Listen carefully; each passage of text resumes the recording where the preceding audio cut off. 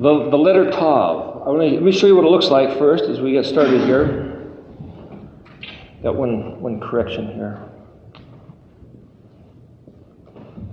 The Paleo letter Tav is basically an X shape. Frank Sakin's books talks about it. You could spin these letters around. It could be rendered as a cross shape. The modern letter, that looks like a het. The modern letter het. If it was a modern letter hey, it would have a space there. It looks like the modern letter het, but it's got a foot. So that's the modern letter Tav. Before we get into all this what means, let me just tell you one little interesting thing. I was looking on the internet for just briefly what some other people might say about the letter Tav. To get a little bit of a contrast, what we're trying to do with this class compared to other teachings that you might find. And one of the things that Jewish, you might say studiers of the alphabet do, is that they try to look at the modern flame letters and extrapolate a significance about those particular shapes. So what they do with this letter is they say, well, this is the letter Dalet in modern, and this is the letter Nun. So if you raise that up, it ends up looking like this.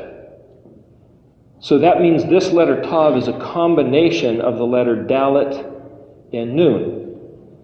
The problem with that is that in modern Hebrew, the letter Nun at the end of the word wouldn't have this foot there. It would be like that, which doesn't really look like that. Nevertheless, when they study the shapes of the letters, they'll say, well, anything that has a straight shape is a Vav. So an Aleph is like a Vav, and then you've got this, which is that's kind of like a foot of a gimel, and then it's got this here, and so that's like a yod, it's a little mark. And so then they'll say, well, how can the aleph have all these other letters embedded in it? I try not to deal with that. But just so you know, if you read other studies, you might find them interesting. But what this class is trying to be has nothing to do with that stuff. It also really has not much to do with gematria. Jamie's mentioned gematria. And just to clarify, this is the last letter, so just to kind of wrap everything all up. Gematria is simply taking the place of each letter and assigning a numerical value so that then you can count the total sum of the value of each particular word. For example, Aleph is 1, Bet is 2, Gimel's 3. When you get to Yod, that's the 10th letter. And though Kaf is the 11th letter, it counts as 20. So once it gets up to 10, it starts jumping in 10 increments. So it goes 10, 20, 30, 40. And then it gets up to 100, and then it jumps to 200, 300, 400. So Shin would be 400, even though it's the 22nd letter. So there's different ways of rendering it. One of the things my wife looks at is the fact that the Samik is the 15th letter. And the 15th day of the first month, does anybody know what special thing we're supposed to observe the 15th day of the first month? Nope. Passover is the 14th day. What's the 15th day? The first day of the festival of Chag, which means festival Hamatzot. And I'll throw these little things in. I'm trying to, bring little things into you. In Hebrew, the word Chag is festival. It's actually feast. It's spelled Het Gimel. Is that hard to remember for anyone? Chag meaning festival or feast. Feast where you have a big party, everybody gets together. I'll show you an easy way to remember it.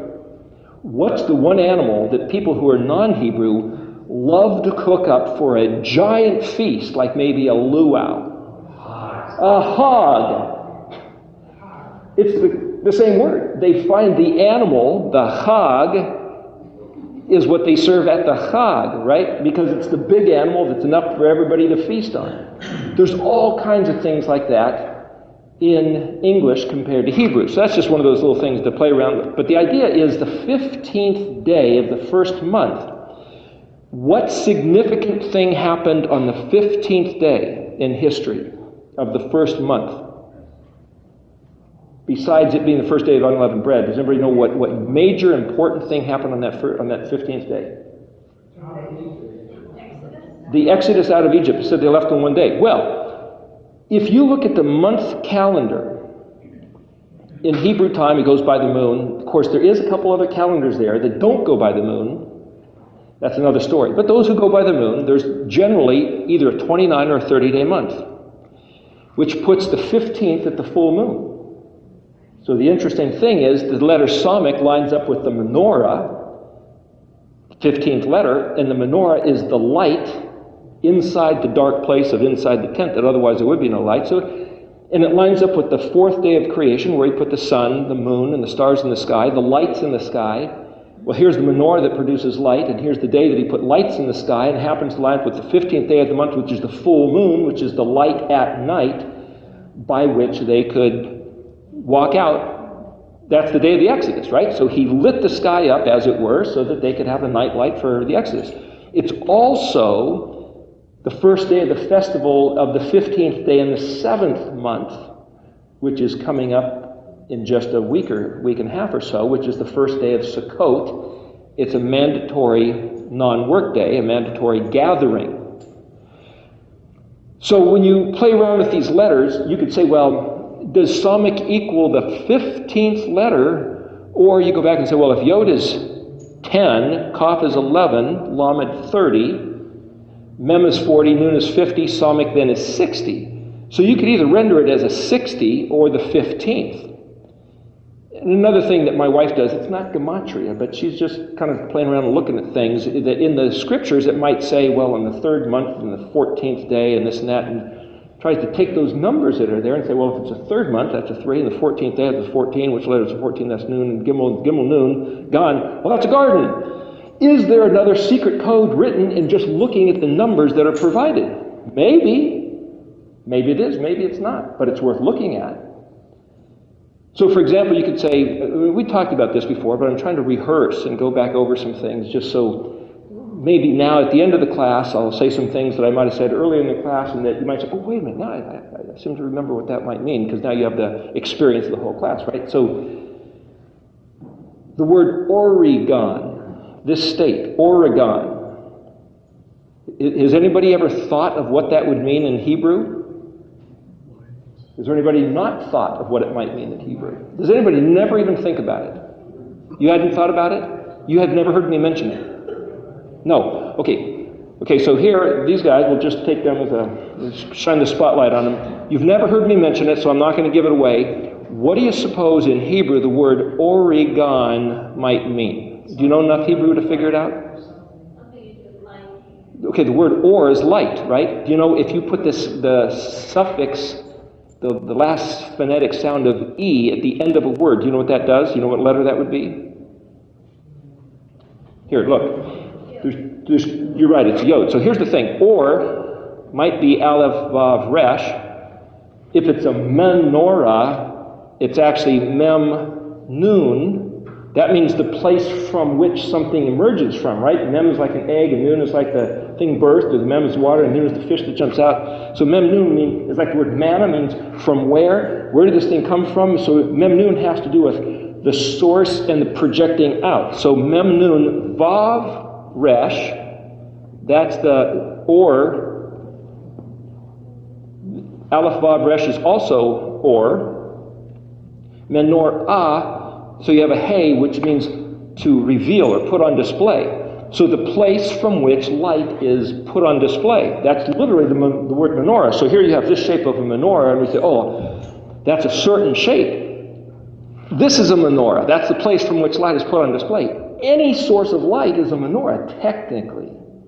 But since nobody speaks Hebrew except the Jews or the Israelis, then you say, oh, well, this is their menorah, because that's the one that Yahweh described and told how to make. Certain things have become Hebrew, though they're not necessarily exclusively Hebrew, is what I'm trying to say. So if you put the word or and have a yod, you could put this with a yod at the end, and it would say ori, or you might just have Vav Resh with a Yod, and that would also say Ori. I don't know how you'd exactly spell it, but let's just say it's like that because the word Or, so Ori, and then you have the other syllable Gan, Gimel Nun. Do you know what that means?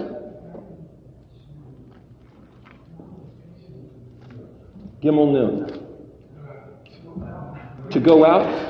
Okay, kind of. If you're going to go out, say if you're indoors, say it's a nice day outside. You say, boy, I want to go out. Where would you go walking if you were, say, in your house? I mean, you could go to the city and walk around, but otherwise, where might you go out? To the garden. Generally, what a garden is, you have your house, and then you take the land right around your house, and you make it a nice place to go. So that if you walk, you'd walk in your garden. Now, if your garden was full of weeds and a bunch of chores, like my place, I don't want to look at my garden. I want to go to somebody else's garden who's taking better care of it, so I can just relax and appreciate. When you do landscape design, if you're going to design a garden just right, you might put a path to where out in front of you that's beckoning you is a nice colored tree or certain flowers, a certain time of the year. And as the path turns, you might get a certain fragrance. So you might like embed different textures of leaves and different scents and different colors. And if you lay it out just right, put certain rocks, it's a really nice place. The interesting thing about the word Eretz, earth, Aleph, Resh, Zadi. The word Resh Zadi means a runner or a sprinter or a courier, which is one who has a route. So if you were a quarter-mile track runner, what would be your route? The quarter-mile track. Well, the word Aleph Resh in the dictionary here, the Red Ernest Cline's dictionary, doesn't have that as actually a word, but it says it's a French word having to do with area. That's R. So you might say the area or the track that the runner runs on. So you picture Yahweh. These letters all express Yahweh's purpose and intention. What is he saying in the letters? Aleph, I will. Bet, put something in a material form. Gimel is the letter with a foot. So in modern Hebrew, it's this letter, and it's got this little foot. In Hebrew, Paleo Hebrew, it's just the top half of this. It's kind of like the camel's head and neck. But it's the letter that moves. Remember, we said it was like a transport. It goes back and forth like a truck on a highway, or it's a boomerang, that which goes out and comes back. If you're going to go out for a walk in the garden, you're just going to go out, take a stroll, and come back. And the letter Nun at the end basically means to engage into the action of doing it. So Aleph Bet Gimel basically says, I will. Now remember, here's the Almighty. Let's just take a step back before the creation of the world. Here's the Almighty. He can do anything he wants. He can do anything he wants, including manifest himself into a form to have a certain experience if he wanted to. He could turn himself into a bug to see what it was like to be a bug. He could turn himself into a planet if he wanted to. I'm kind of being ridiculous, but not really. Because some people have said he would never take on the physical form of a human being. That's outrageous. He just wouldn't do it. He can do anything he wants. Why not? Why wouldn't he do it? He can do anything he wants. But Aleph Bet Gimel says, I will bet, incorporate into physical manifestation, a foot, Gimel. I'm going to give myself a foot. Where are you going to put your foot? In your garden. Ori, Gan, Or means a light, Ori means my light, and Gan is a garden.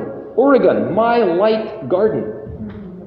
Now, if you've ever seen Oregon in the springtime or in the fall, and the colors, after a nice rain, the sun coming through the trees, the University of Oregon's colors are green and gold. Brilliant yellow, not gold, but brilliant yellow. When you see Oregon in the afternoon, especially before there was buildings here, this place is a garden of light. Who named this place? Was it Solomon's men that sailed around the world in their ships back in the 1000 BC era? Was it the Native American Indians? I mentioned once before, I believe, at the end of the Oregon Trail Center, they had a sign up that said nobody knows where the word Oregon came from. It was already here. Who named this place? You go back to Hebrew, And if Yahweh's going to make the earth, why? He's going to make himself a foot. This is like his garden villa. He says, heaven is my throne and earth is my footstool. There's a verse that says that. And so what do you picture?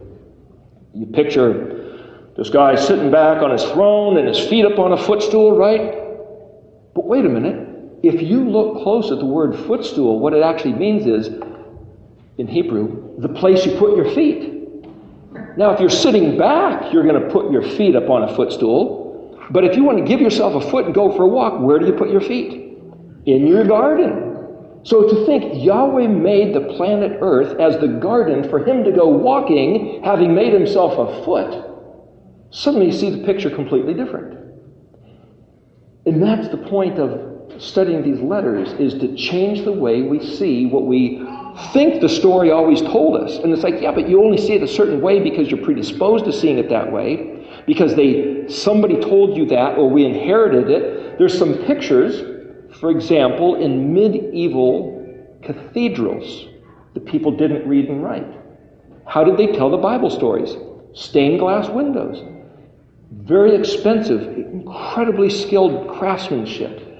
But here you have all these different stained glass windows. You might have a picture of David and Goliath. You might have a picture of the crucifixion. You might have a picture of the Garden of Eden. So you have Adam and Eve, and you got the tree of knowledge of good and evil, and there's a snake in the tree. And the snake in the tree, remember, was the devil that convinced Adam and Eve to eat the apple. Doesn't that sound like the story you remember hearing? You know that never happened? It never happened. Why do we think it happened?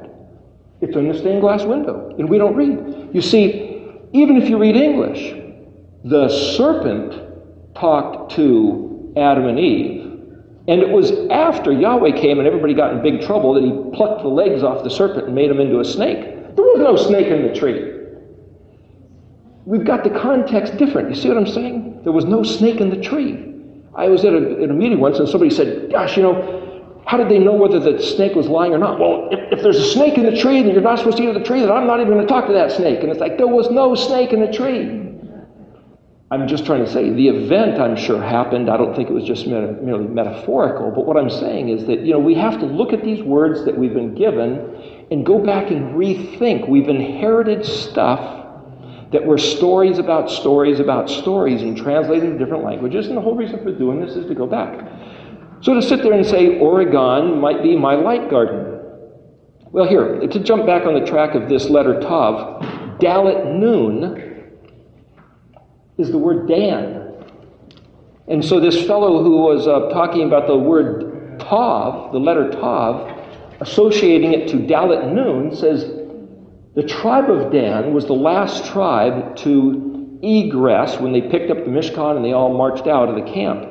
And so being the last tribe, they would pick up all the stuff that everybody dropped along the way. And the word Dan means to judge or to decide.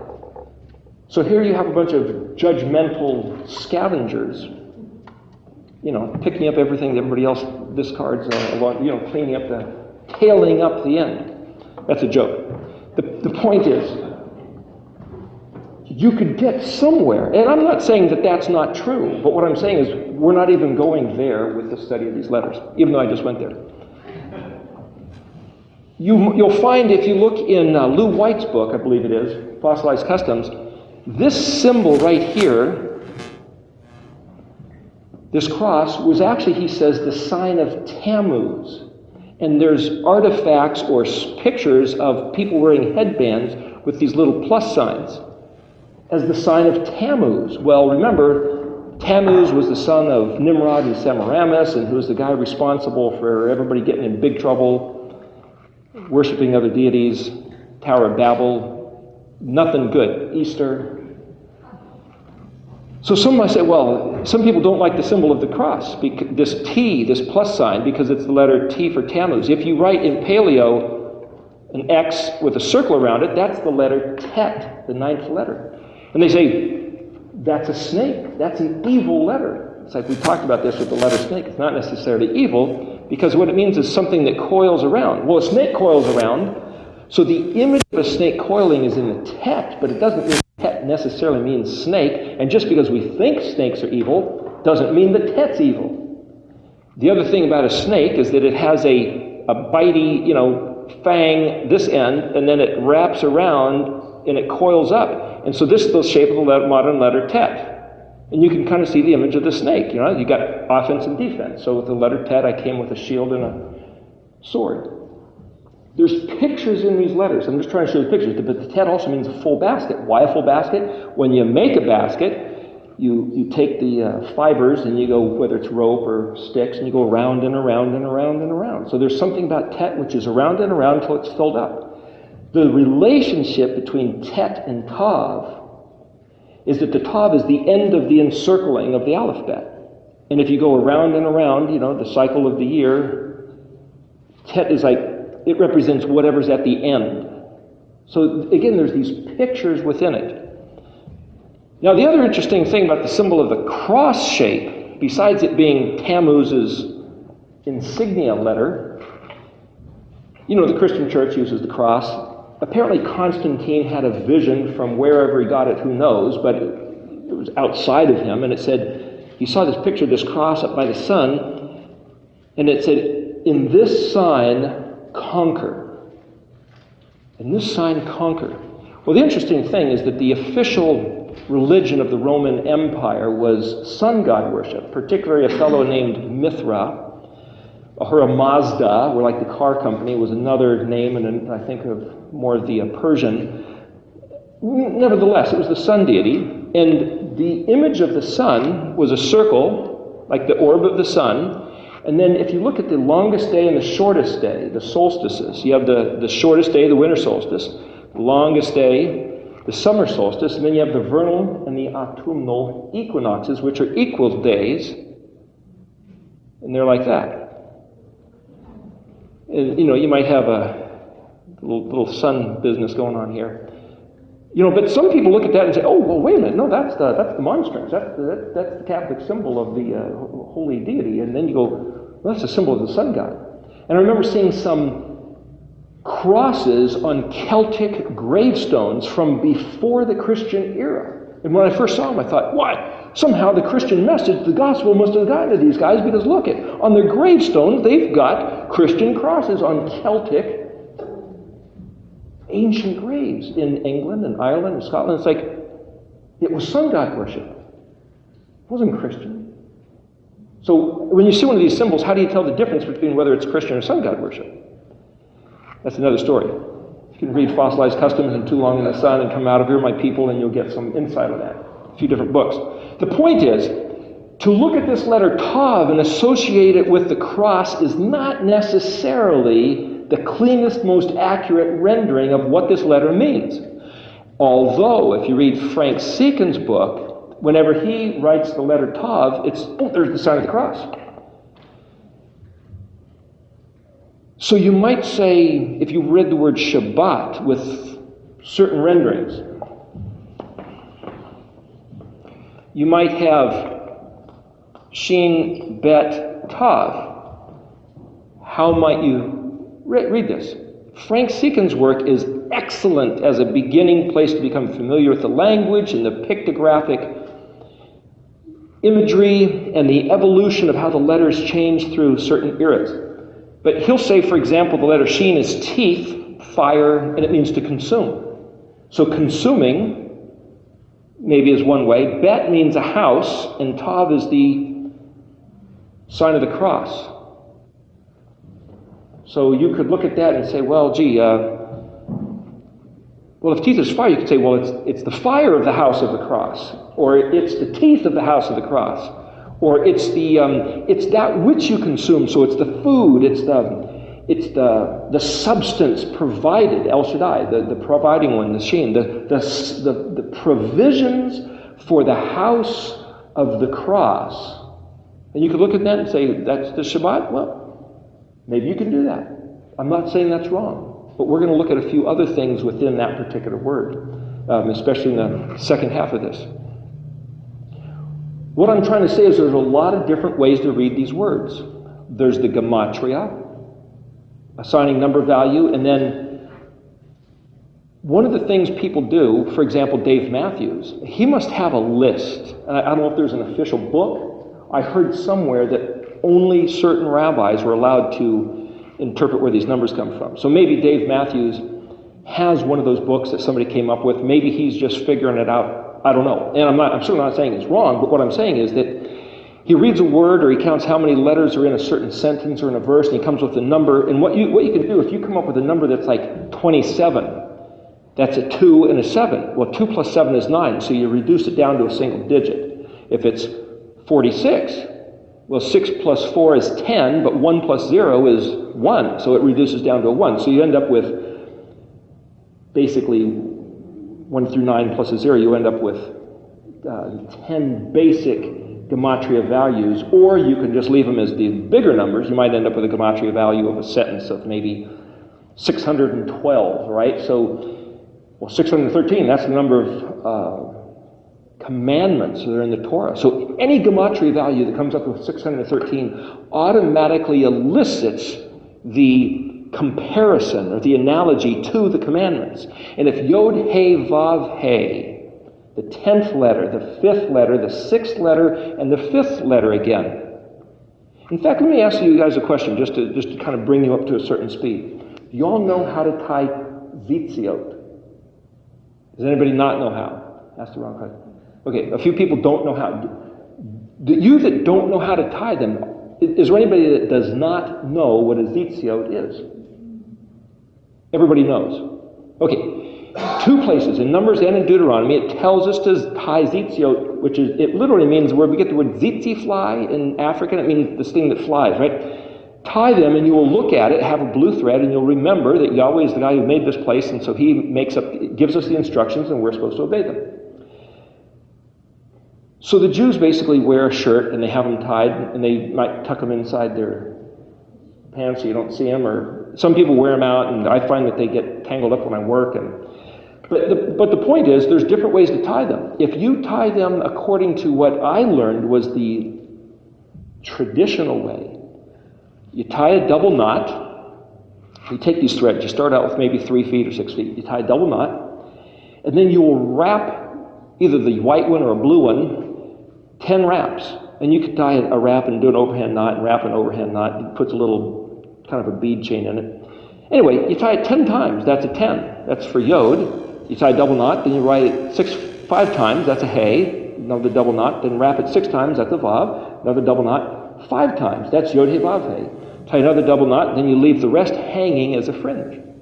But that's not the traditional way. What they do is do 7, then a knot, then 8, then 11, and then 13. What does that mean?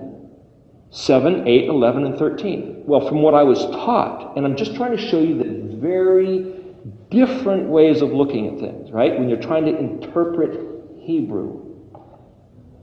7 plus 8 is 15. And we know that 15 is 10 plus 5, so there's Yod He. Why don't they just do 10, 5? They do 7 and 8. 15 equals 15, but why not just do 10 and 5? No, they do 7 and 8, that's 15.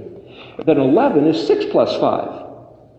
Well, 6 plus 5 is Vav He, so there's Yod He, Vav He, and 7, 8, and 11. But now you have to do some tricky math not that tricky, but what I'm saying is why not just put it there? And then 13 is Echad. Echad is spelled Aleph, that's 1, Chet, that's 8, and Dalet, that's 4. 1 plus 8 plus 4 equals 13. So when you have 7, 8, 11, and 13, you've got Yod He, Vav He, Echad. But you had to do some math to get there.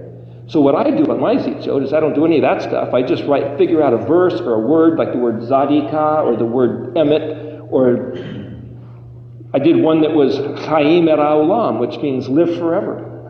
You know, I did another one that was Asha Mishpat, which is do righteousness. And so I just assign different colors, make sure there's at least one blue, or sometimes I've done 4 or 5 different blues.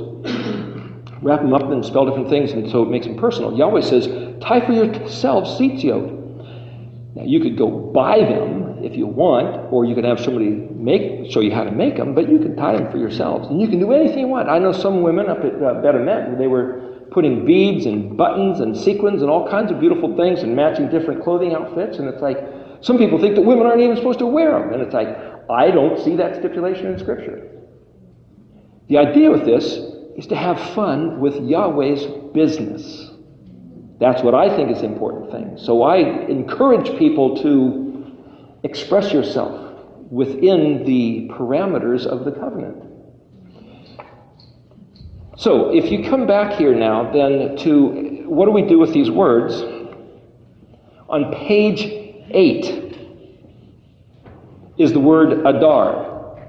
Very similar to the English word adore. A-D-O-R-E. Adore. Pretty much the same word. You can say, well, adore, that's a term of your affection towards something.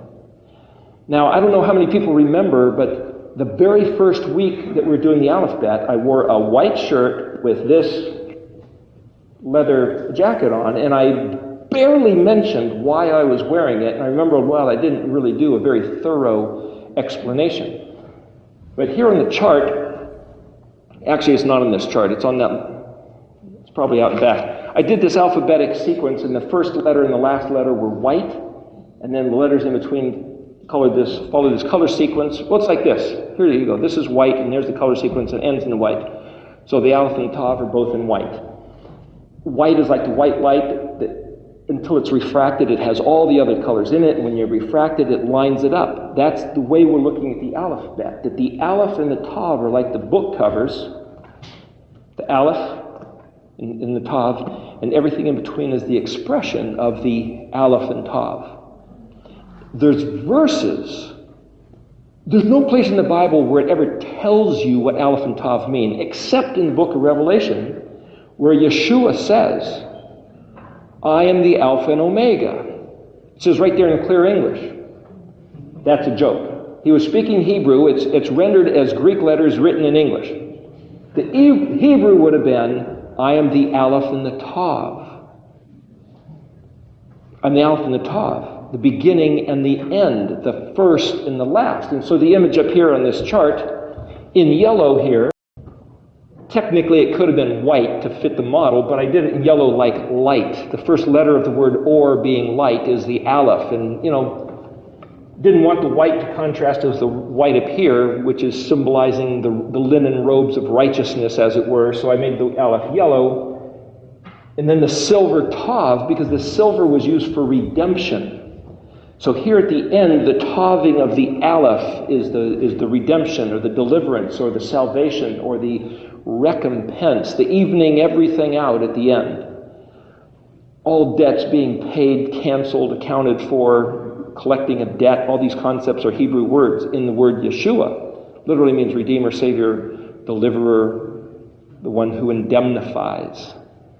So here you have then the ball of water like the earth. The ball of water is also the mem, so you have Aleph, Mem, Tav, as Jamie was talking about, is the word emet. Aleph, Mem, Tav. But the Tav being the last letter and the Aleph being the first letter. So here I was wearing this leather thing, and it's like, well, what does this mean? It's the word Adar in Hebrew. So I wrote up on the board here, just so you get an appreciation of the word Adar. Just to give you a concept, I've tried to encourage people to read the dictionary, even if you don't know what you're reading, and even if you don't know where to start, and you don't know how to identify Hebrew letters. This particular dictionary, again, Ernest Klein's Etymological Dictionary, if you read these words, your mind will start attaching to Hebraic concepts.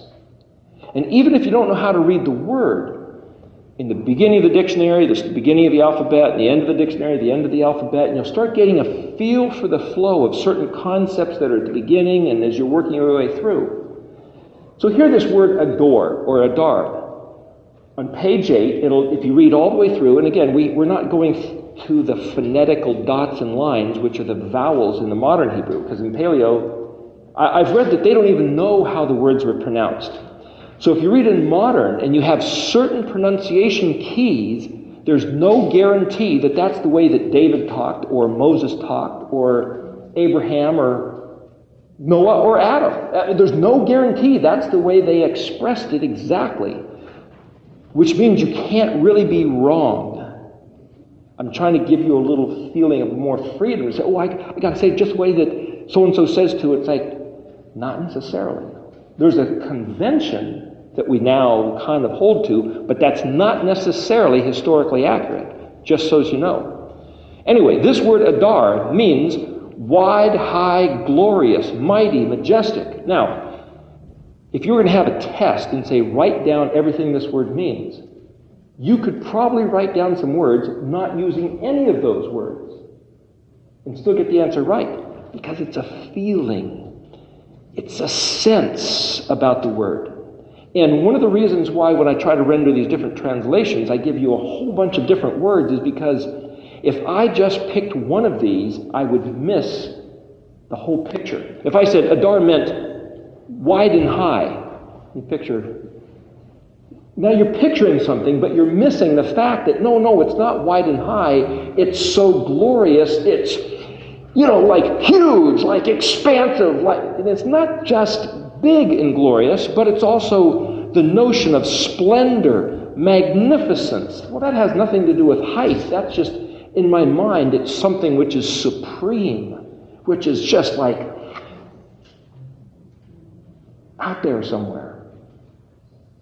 That's Adar. And then also there's this time, well, wait a minute, the English word adore, no, this isn't the English word adore. But because the English word adore is so similar, you read Isaac Moseson's book, and I'm willing to bet that the feelings you have about somebody you adore is kind of the same feelings when it's talking about wide, high, glorious, majestic.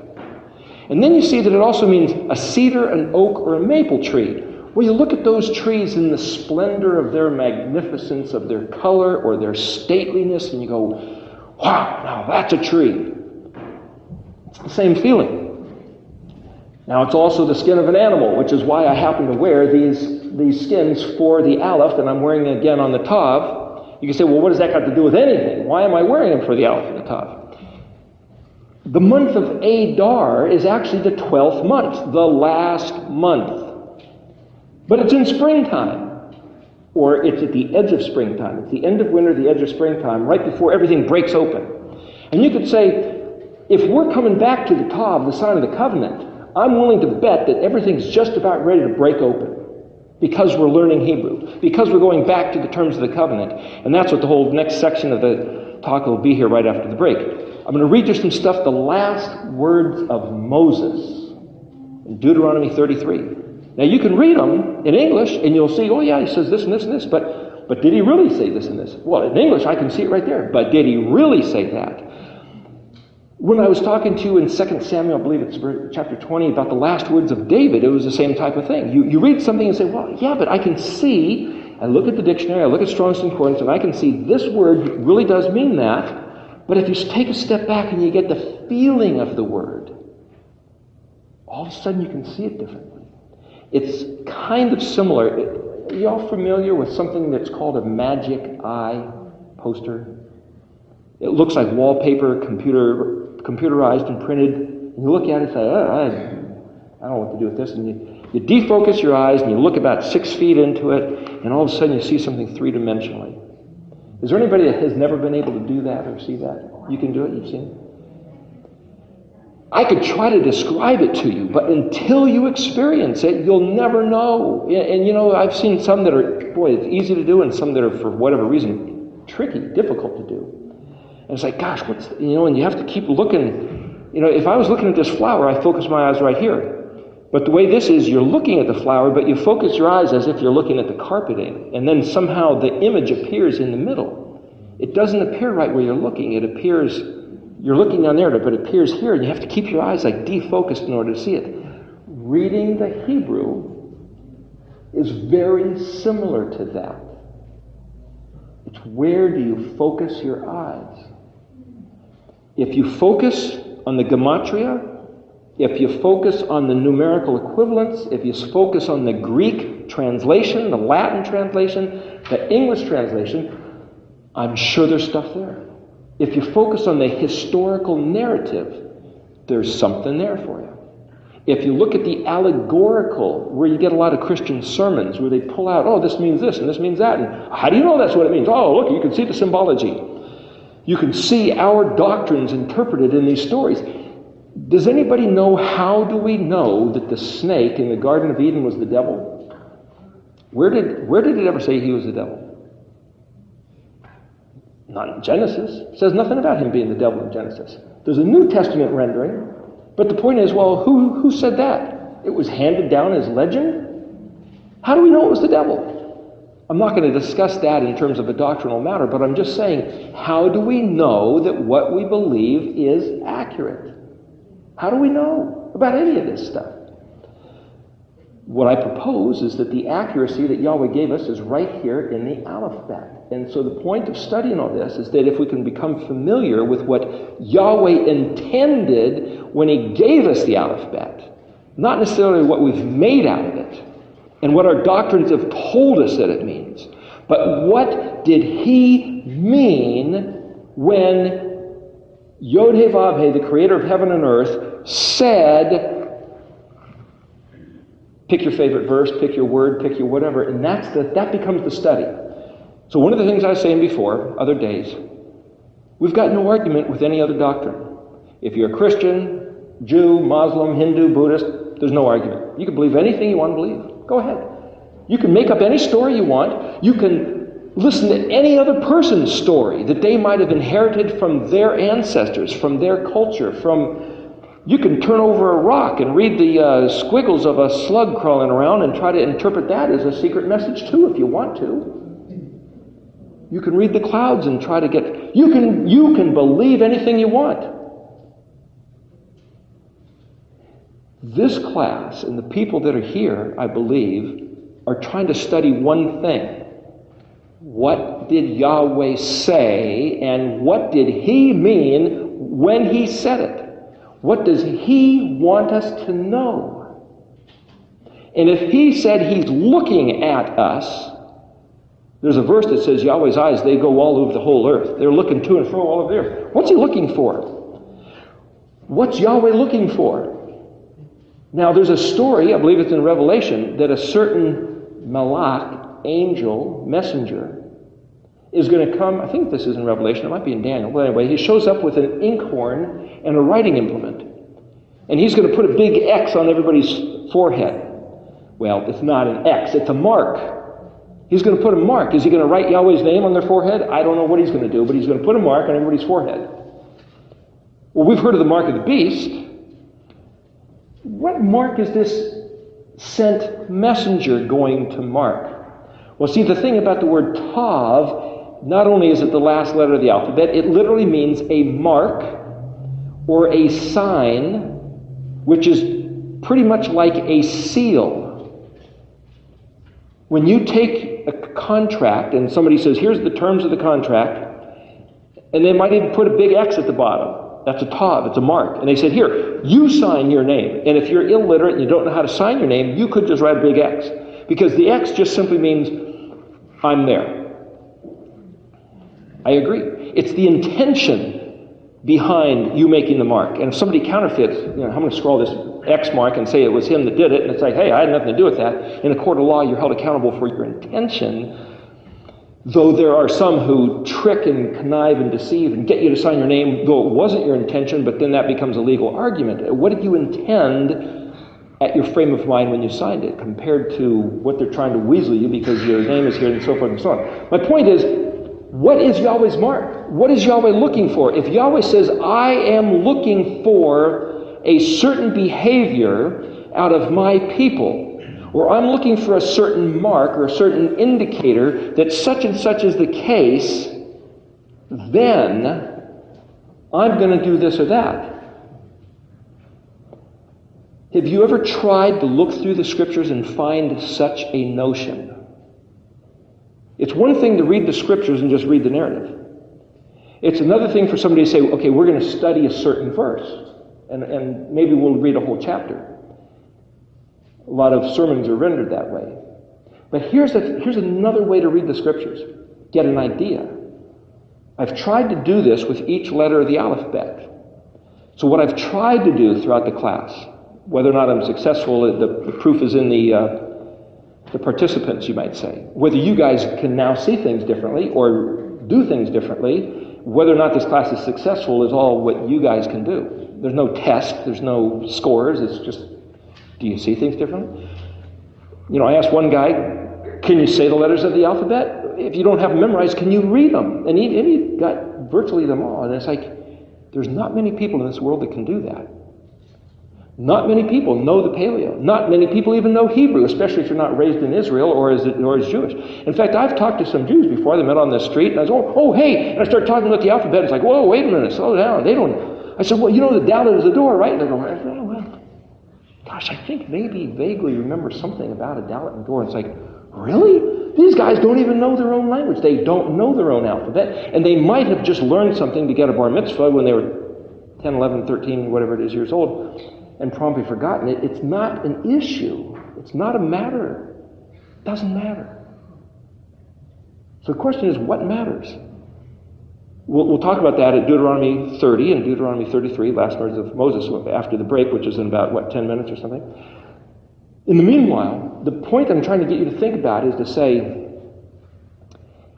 if Yahweh specifically Gimels sends a messenger, and his job is to show up with an inkhorn and to write a mark on certain people's foreheads, who gets that mark?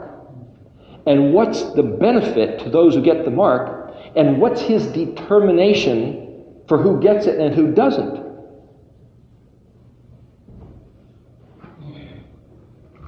If you add an aleph to the end of Adar, you'll get Adara, and it means a threshing floor or a circular place for the gathering assembly. Well, the thing is, a threshing floor was probably a circular place. Put a stake in the middle, tether the animal, scatter the grain on the floor, and the animal just walks around and around and around, and as he walks, he's stomping on the grain, crushing the husk off the grain, and then they get these big fans, and they take winnowing shovels, and they throw them up in the air, and the heavy grain falls, and the wind blows through and scatters the chaff out the door. So where would you meet if you're going to have a big meeting? Well, this is kind of a circular room in a sort, but you'd go to the big threshing place. You got a roof on it probably to keep the rains off the nice grain. And so in Hebrew thought, a round room might indeed be a threshing floor, but it's also, we're going to go to the gathering hall. It's the big round room. And so it's like when you say the word Adara, is that a threshing floor or is that a circular place for gathering? It doesn't matter what it is, it's that place where you all gather. So the interesting thing, the symbol that we use for the banner of the class, the Nun Samach, surrounded by the letters, was basically that in mind. The stake that you're tethered to, that you walk around and around and around as you're threshing the grain, we're tethered to the Nun Samach, Yeshua, and it's like the gathering, the assembly of the gathered ones, is like the assembly of all the letters are all about the Nun Samach. The life support, the living one, lifted up on the trellis apparatus. I mean, you can take these concepts and develop them and evolve them. And you might only see how far you get. You could listen to my words and say, oh, it's this and it's that. And it's like, oh, okay. And you write it down in your notes. But contemplate, meditate, ponder these ideas. The reward to you is in your doing the pondering. There's a word that means looking down.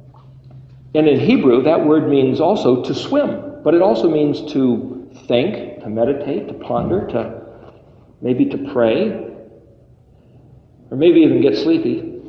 The point is, they see a picture with their head bowed, and they say, oh, he could be doing any number of half a dozen things. So that word literally can be translated, those half a dozen things. So then when you look in the dictionary, you look in the scripture, and you see that word, and you go, which one of those things is it? Is it one of those particular things? Well, now, if you're going to translate the narrative so that it reads like a story, you have to pick the best one that fits the context of the story and plug it in. But that may not be the only message. If it talks about a guy with a bowed head, you can say, well, he wasn't swimming because he was sitting in his, room, so maybe he was praying, maybe he was meditating, or maybe he just wasn't feeling good, or maybe there's this picture of I'll invoke this other story. You go, I think it was Indiana Jones, one of the movies. He was at this place and he was going through a maze, and he read this thing, Temple of Doom. And he's like, it said something about the humble man. It's like, gosh, the humble man. He goes, oh, or a penitent man? A penitent man will get down on his knees and bow his head. So he gets down on his knees and bows his head, and just at that moment a guillotine goes whoosh, and swoops right across. Had he been standing up, he would have been cut in half. And hey, that was the snare that was in that place to stop anybody from coming swiping the loot, right? So here he was saying, it's not about the penitent man. It's about what the penitent man does, which is kneel down and bow his head. And so, very interesting. You look at some of these movies and you go, the guys that write these movies, do they know how Hebrew works? They must, because you see all kinds of things embedded. Like E.T., the extraterrestrial, is actually pronounced Et, which is Aleph Tav. Aleph Tav? Who's Aleph Tav? Yeshua said in the book of Revelation, I am the Aleph and the Tav, the first and the last. I'm the guy who started this place, gave myself a foot to come walk my garden estate as the extraterrestrial. That's right, extra meaning other than beyond. The terres is where you might say is where we get the word earth. I think we went into this once before, but Aretz, Aleph Resh Zadi, we talked about that a few minutes ago. TZ is the way you pronounce Zadi, and Isaac Moseson talks about how you can flip that around. Is also ST, is also TS, is also TH, and so you have here you have the Aleph as an E sound, and this is a Resh, so you have, that's where you get the word earth, read backwards, but you read that way, it's where you get the word terra, as in terrestrial or terra firma. You know, it's the earth. So you can see even the Latin, the Greek, and the English all pull out of the Hebrew, and they spin things around and flip them upside down. But the sequence in its original format that Yahweh came right out of his heart, out of his mind, out of his mouth, is what kadosh means. Kuf, Dalet, Shin. It's translated as the word holy or sanctified or set apart, or appointed, ordained, designated, also forgiven. It was what's assigned to you. This is the special stuff that's pure Yahweh, purely His. No man's doctrines, no man's religions, no man's interpretations. So the Hebrew alphabet in the Paleo format, not the modern Chaldean flame letters, though there's a modern, you might say, rabbinical or Jewish notion that when Yahweh wrote with his fingers on the tables of stone, it was the fire letters of the Chaldean flame letters, but the Chaldean is the magicians and the sorcerers of the arch enemy of the Assyrians, the Babylonians. He wouldn't have taken that as the name, I don't think. But nevertheless, the point is, what's kadosh is purely Yahweh. So for me to tell you what these letters mean is not kadosh any longer. You have to ponder the kadosh to see the kadosh. And as soon as you try to tell me what it is, it's one step removed. But for Yahweh to show you the true depth of the matters of His stuff. Next week, I was going to talk about the chart for about an hour, and then we're going to have dinner for the other hour. And so again, I can't do this thing justice. But even all this, it's one step removed, maybe more than one step. But it's trying to show you where these things are.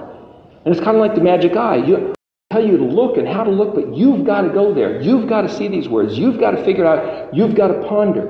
So if you're going to ponder a word like threshing floor, circular place, how does that relate to the Nun Samach? Why do we write it in a circle? And why is the festivals in a circle? And why is the orbit of the sun around the earth? And why is the Mazarot, the constellations in their houses, a 26,000-year circle? Why did Ezekiel see a wheel within a wheel? It all has to do with the patterns that Yahweh designed, ordained, established, and stuck into being in the sky and in the language and in our consciousness and in the way that we behave with one another. All these things embed the same pattern. So to meditate on the pattern is to see Yahweh's handiwork. And remember, the first letter of Yod, He, Vav, He is the hand that creates. And it says, the heavens declare the glory of Yahweh. Who is Yahweh? We see it in the manifestation of the heavens, of the creation, of the earth, of the bugs and the birds and the flowers and the trees and the fish and the rocks.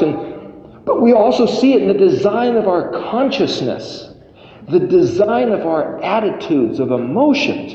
Imagine that emotions is software programming that Yahweh designed and developed and put together the hardware as cells in our brain to conjure up emotions.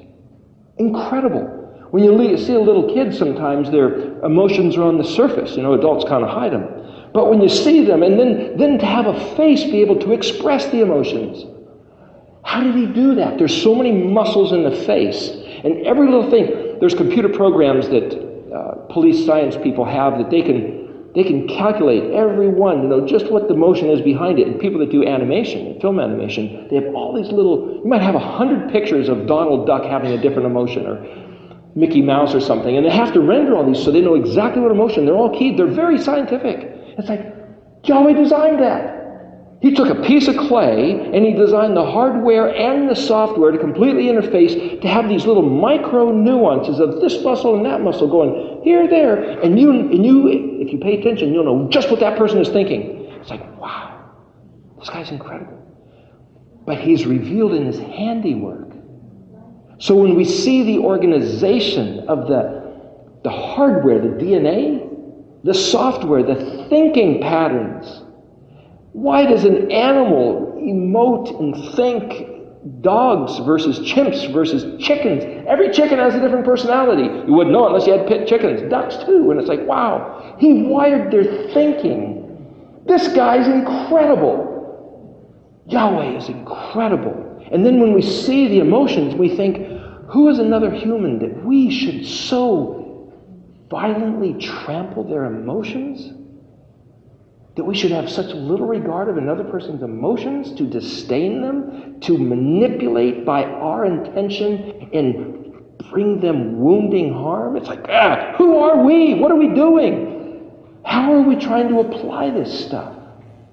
If anything, the understanding of these things should be for us to be better people, more like Him. More like Him. And part of that has to do with the simply regarding of the dignity of not just a humanity, but the dignity of a created being with such a capacity that Yahweh Himself designed it and gave it the spark of life, the breath to be for a while. And it's like, gosh, can we set it as our personal agenda to be about the business of maximizing the life, the pleasure, the regard of another individual, instead of quenching it? If you add the letter Tav to Adarat, you'll end up with robe of state, cloak, glory, mantle.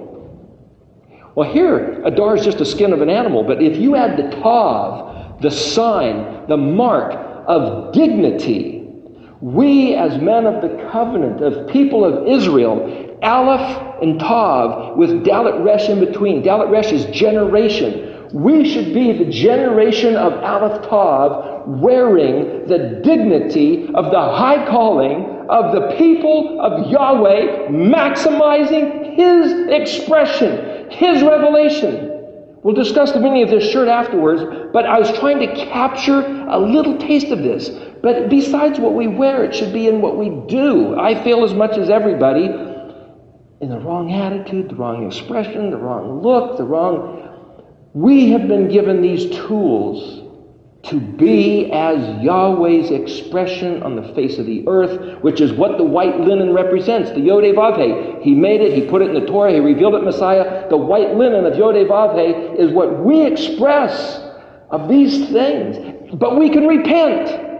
We can repent and teshuvah and turn around, and He gives us another chance. And that word for repentance, though you didn't know it, is right here. And we'll talk about that in the next half. It's in the word Shabbat, which was shuvat, shuv, teshuv. We'll talk about that in a break.